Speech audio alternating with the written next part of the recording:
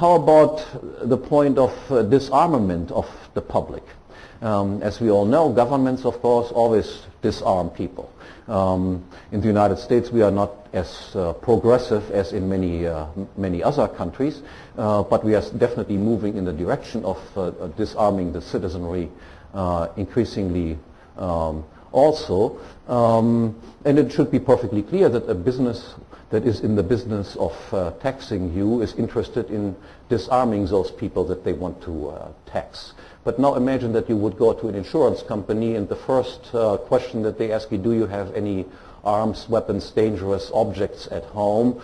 And you say, yes, I do. And they would say, but the first condition attached to insuring you is that you have to hand over all of these things to me.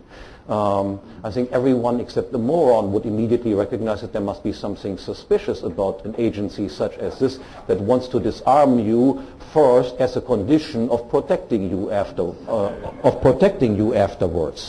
Quite to the contrary, insurance agencies would actually encourage you to own guns and to prove to them that you know how to safely handle these instruments, and would likely offer you a reduction in your premium that you have to pay if you can show that you are proficient in the handling of instruments of self-defense.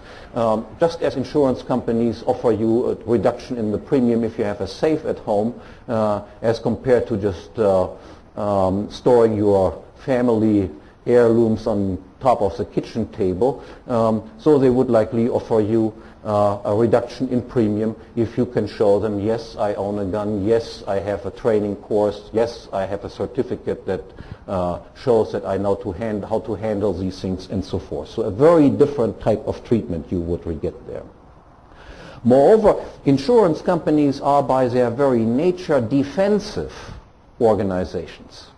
And I should emphasize this because states, of course, are by their very nature aggressive institutions.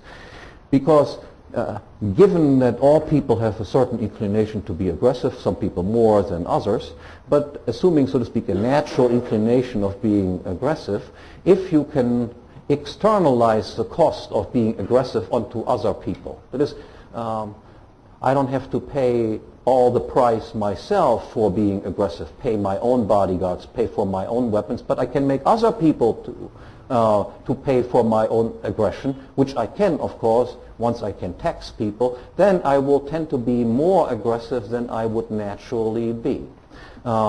Insurance companies who cannot resort to taxation must, because of this, be defensive. Aggression is an expensive proposition, and you will have to charge higher premiums if you engage in aggressive activities. If you charge higher premiums, then of course you will tend to be less attractive. Most people will prefer not to be insured with aggressive agencies, but with defensive agencies, because this is less costly. And not only this, insurance companies will also make it as a requirement of all the clients that they insure that they themselves should engage in non-aggressive behavior. No insurance company would cover the risk, for instance, that I provoke you, then you retaliate, and then I go to my insurance company and complain about you having attacked me. Instead, they would just say, look, you provoked first, and then retaliation ensued, and risks of this nature will not be covered. So, as a condition of insurance, they will impose on you a code of conduct that forces you to accept a behavioral style that is civilized, so to speak. That will also include that insurance companies will most likely insist that you do not engage in vigilante justice. Not that self-defense under certain circumstances would be excluded, but in order to make retaliation and permanent conflict to rule that out as far as possible, they would insist, if something has happened, please come to us, and there will be some sort of regular procedure set in motion in order to avoid any unnecessary conflicts. Furthermore, if we would have competition in the protection of private property rights, we will get on the one hand a greater variety of law, and on the other hand, as I will explain in a minute, a greater unification of law.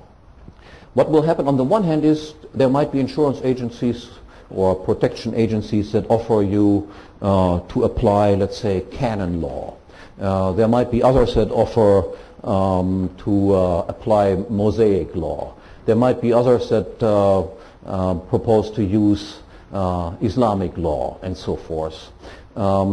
These rules would only apply, of course, to people who are insured with the same company. Everybody being insured with one company knows these are the laws that will apply to me and everybody else who is insured with the same company. They agree to this type of law and the law procedures. So there we would have a greater variety of laws. Everybody could live, so to speak, under those rules that he wants to accept in his own case. On the other hand, of course, conflicts can also arise between members that are insured by different law agencies that have internally different types of law codes. And it should be perfectly clear that in conflicts between members of different types of law codes, then in order to resolve their conflicts, we would have to have independent arbitration. And in these independent arbitration of interagency conflicts, there then a tendency would emerge of hammering out the principles of procedures, punishment, conflict resolution, and so forth that can be said to be truly universal.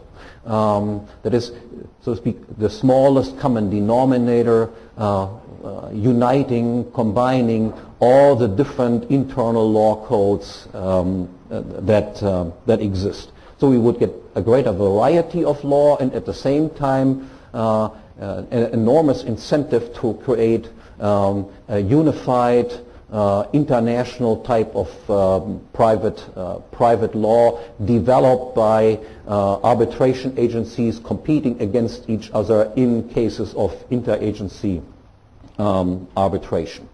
Which brings me to my last point, that is to say, in such a situation with competing insurance providers, we would first of all get contracts offered about what will be done in what cases.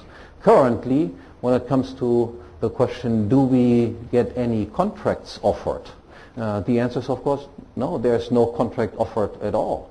The government only promises to do something, but they never say what exactly it is that they will do, and in addition, they even change the rules of the game as they go along. They engage in legislation, they change the laws. Something that might be legal today might be illegal tomorrow, and vice versa. An insurance company that would say, okay, we will not promise you exactly what we will do, and also we will reserve the right to change the rules of procedure as we go along without your consent, again, would not be able to get a single client to agree to such a thing. And an insurance company would have to offer a contract that has provisions first for the first contingency that everyone can foresee. That is, what will you do in case I have a conflict with somebody insured by you just as you insure me? That is, what would you do in cases if two clients of yours have a conflict with each other? Obviously, the contract would have to have provisions what to do in this case.